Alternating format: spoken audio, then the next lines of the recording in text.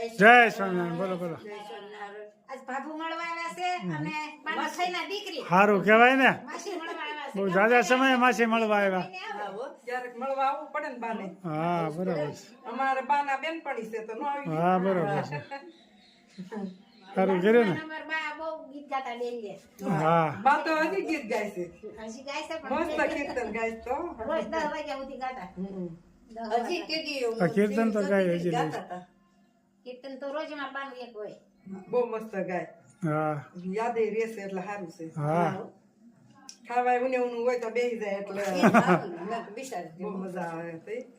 અને ગરમ પૂછે હોય તો ઈ બેહી જાય. હું ભગવાનને થાળી ધરાવતા ઈ બેહી બેસી જાય. જાય. ગણપતિ કે તમે ખાવા મળો પછી હા નિરાંતે ગરમ ગરમ ખવાય જાય બીજું શું. બે રોટલી ગરાક છે બિચારા. કે આવતા રહેજો બે આવા. હા ઈ કીધું. સારું. અમને અહીંયા આવે ને બહુ મજા આવે એવી છે. કઈ તમારે તો આવવું હોય પડે ને. ને. હા ટાળ થાય એકાબીજા અમાર બિંદર છે ને એમ કે અરુણભાઈ કાતરોટી આમ બોલે ને તો આવવા મળે લે બિંદર તારું નહીં નકરે એને આ ઓલું ખાતું કાઢો ને એટલે એમાં એને તરત આવે એટલે પછી એના જ બધા યુટ્યુબ ઉપર નામ લખો એટલે આવી જાય. હા રોજ જોઉં એટલે બધાને મળે આવે એક. હા તમે બોલતા તા ને. સારું હા જય સારું સ્વામિનારાયણ. આવ્યું બધું દેખાય તબિયત પાણી હારા ને હા રેડી કા રેડી આ રવિભાઈ આવે જો અરે હા જય સ્વામિનારાયણ. હું રવિ તઈ વેઈ ચા પાણી પીવા લે તૈયાર જ છે ફરી પેલા રસીભાઈ નો મારા રસિકભાઈ બધા આવ્યા છો જય શાક બનાવવાનું છે દૂધી ટમેટા ને વટાણા વટાણા તો હમણાં રોજ વપરાય વટાણા સ્વાદિષ્ટ બને. લીલા વટાણા ખાવામાં મજા આવે ખાવામાં.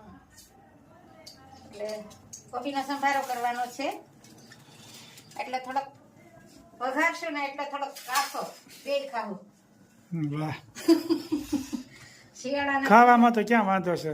કોબી ને ટમેટા ને સારું ને કાચું ને પાકું બા બહુ સાવી ન કે એટલે થોડોક વઘારવાનો અને થોડોક કાસો સરસ મજાનું ભાઈ આજ તો વટાણાનું કેનું શાક છે.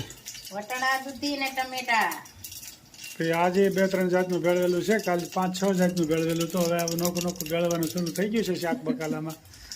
રાઈ એક જાતનું શાક ન હોય. અને મેથીનો પાવડર અને વટાણા અને ટમેટા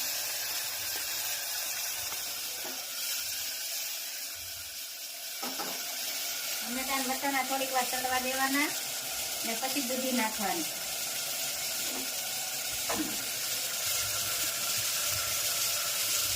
આ દૂધી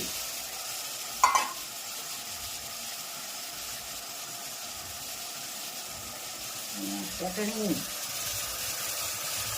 હળદર ધાણા જીરું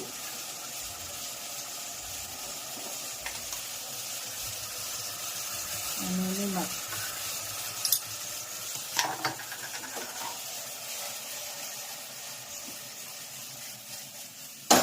મસ્ત મજાનો વઘાર થઈ ગયો છે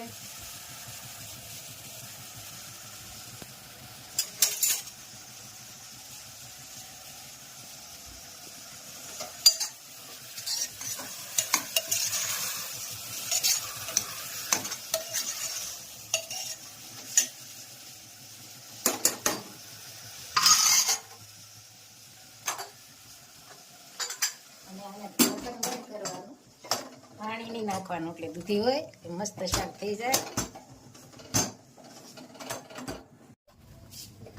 અહીંયા કોબીનો સંભારો વઘારવાનો છે કોબી કટિંગ કર્યું છે અને મરચું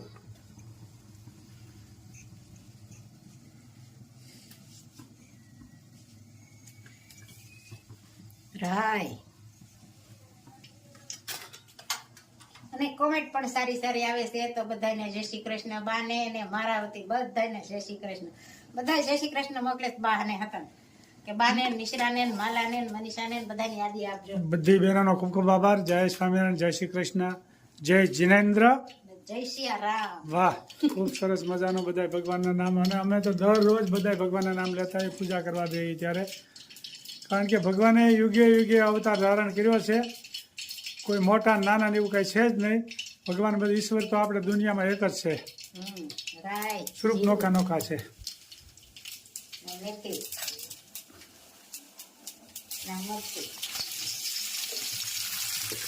અને આ કોબી.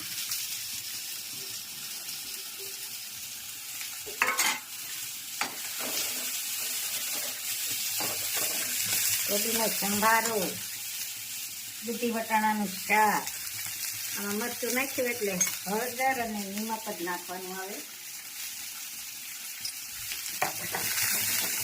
સરસ મજાનો સંભારાનો વઘાર થઈ ગયો છે.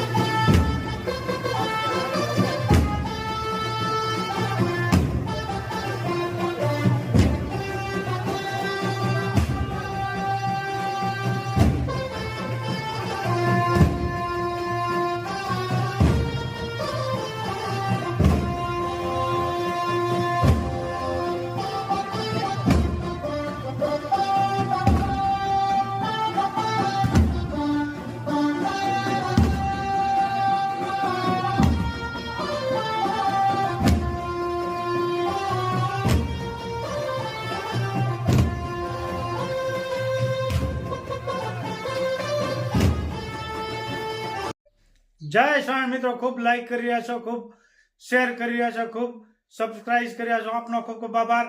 તમામ વિડીયો જોતો હોય એને બધાને જાજાથી જય સ્વામી. ખૂબ સરસ મજાનો પ્રયાગરાજમાં મેળો ચાલી રહ્યો છે.